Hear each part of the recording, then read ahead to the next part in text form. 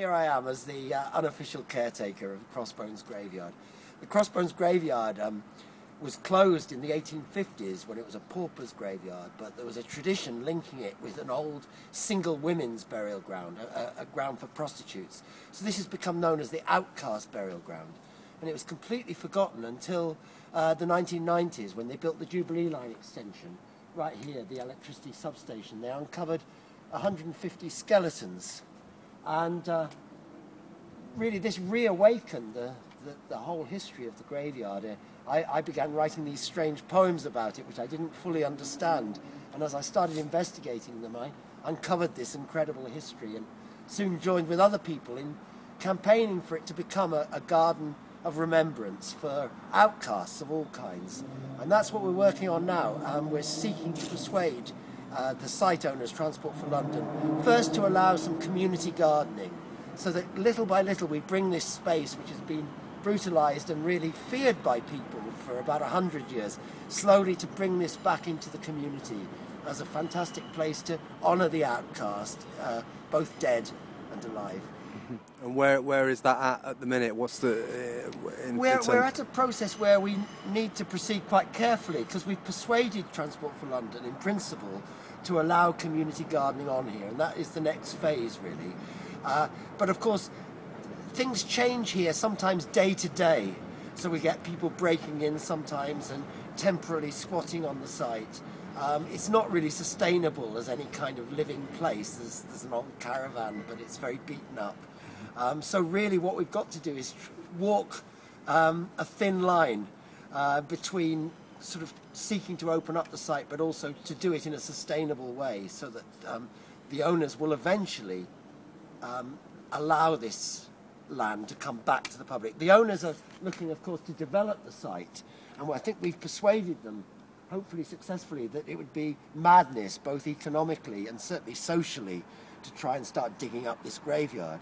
But it's part of a much larger site, and in principle we're willing to work with the developers in a constructive way if they develop the rest of the site, which is on an area that's already undergoing massive development, but the condition of that being that they provide this area as a public space again, return it to the community, that it becomes a place of reflection and recreation. So this was public land then at one point? Well, it was public land when it was a graveyard. Right. And how did it come to be an outcast graveyard? There's conflicting ideas on that. As I say, the story of it being a prostitute's graveyard, we can't actually prove a link with the site, because that legend goes back to the 16th century and it is largely anecdotal. Nevertheless, by the late 18th century, the 1790s, when this was established as a pauper's graveyard, many local people, and it's recorded, believed it to have been the single women's burial ground, which was described by John Stowe, one of the first London historians, really. And how did you come? Because there's the goose. Can you talk about the goose, John, and what's the story of? Yes. On the 23rd November 1996, I was engaged already in a work about Southwark. I wanted to write something about Southwark for the millennium, really, this area of the borough where I live.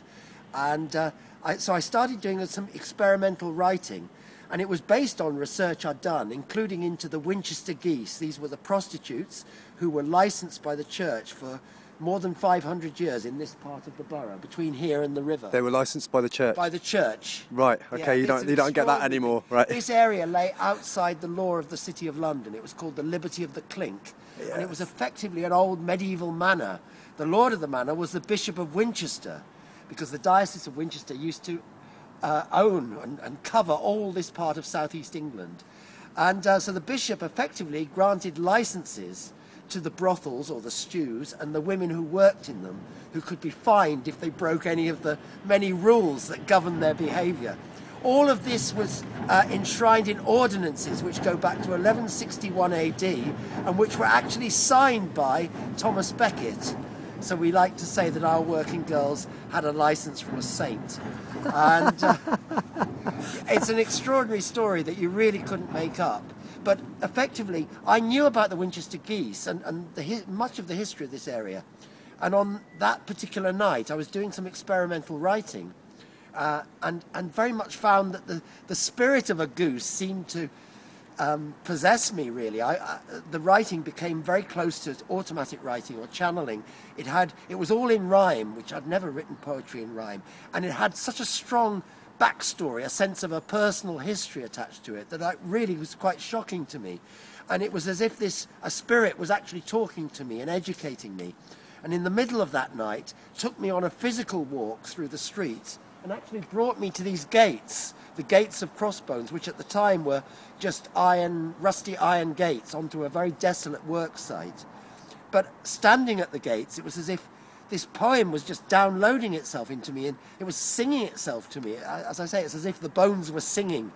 And I wrote it all up that night, and then took months to work on it and research it. And the more I looked into it, the more I realized that this wasn't just a random piece of mad writing. It was actually as if I'd somehow opened up the ground, and the spirits had come out and spoken to me. And so from that moment onwards, it took me months, in fact. It wasn't from that moment that I decided to become a servant of the goose and guardian of Crossbones. But over the next few months, I was persuaded by a whole series of what we might call synchronicities, coincidences, that just convinced me, really, that I had tapped into something completely real and that was capable of changing my life and other lives. And so ever since then, I've been the unofficial caretaker of Crossbones Graveyard. And aside from coming down here today and doing some get a shot of the litter picker, so doing some litter picking and cleaning up, what other activities are happening here that you're engaged in terms of? We meet on the 23rd of every month, every single month. We've done that for nearly 10 years. Next year it will be. So we've done more than 100 consecutive vigils every 23rd of every month.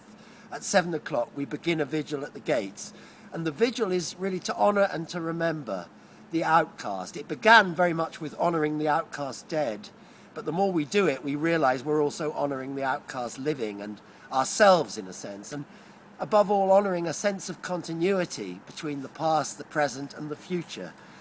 So that this is a place, really, that we see as a little piece of eternity adrift in time that we're looking to protect for the future. So the vigils is a very important part of it. They're very creative. I often perform there, and other friends sing songs, poems, or just testify. They speak their own truth at the gates. It's a public meeting place in the old-fashioned sense of a place of assembly. But also behind the scenes, we're campaigning. We have a website which we update with news. We have a petition which everybody's encouraged to sign. You can find it at crossbones.org.uk, and also constantly lobbying and petitioning the site owners, Transport for London, who have engaged with us in a constructive way. They're constrained by their own demand to maximise the value of their land, but I think we're gradually persuading them that this particular piece of land needs to be protected, that they need to show good stewardship, because it is really an extraordinary heritage site. Its historic and cultural importance is still not fully understood, but this is a place really of people's history, where it's still very raw and very present, and by connecting with it, I think we live fuller, richer, deeper lives, and particularly living in the inner city as we do. This is right in the heart of London. It seems particularly important to feel a sense of connection with where we've come from and where we're going. That is completely fighting against the sense of alienation that runs so deep in the city. And even as I speak, we hear the bells of Southwark Cathedral, the old church of St Mary Overy. And this was the burial ground of that church. One of the names of the church was St Saviour's, and this is also known as St Saviour's burial ground, also known as the Magdalene burial ground, also known as the Single Women's burial ground, but known to most of us as Crossbones Graveyard.